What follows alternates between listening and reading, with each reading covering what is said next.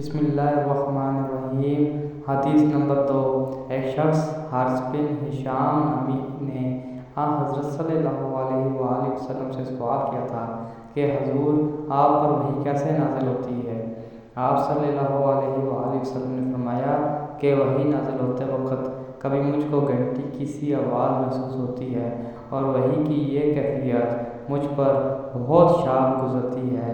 جب یہ کیفیت ختم ہوتی ہے تو میرے دل و دماغ پر اس فرشتے کے ذریعے نازل شدہ وحی محفوظ ہو جاتی ہے، اور کسی وقت ایسا ہوتا ہے کہ فرشتہ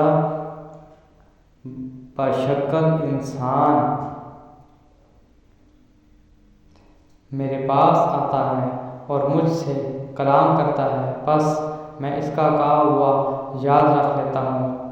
حضرت عائشہ رضی اللہ تعالیٰ عنہ سے کا بیان ہے کہ میں نے سخت کڑاکے کی سردی میں بھی حضرت صلی اللہ علیہ وآلہ وسلم کو دیکھا ہے کہ آپ صلی اللہ علیہ وآلہ وسلم پر وحی نازل ہوئی، اور جب اس کا سلسلہ موقوف ہوا تو آپ صلی اللہ علیہ وسلم کی پیشانی پسینے سے شابور تھی۔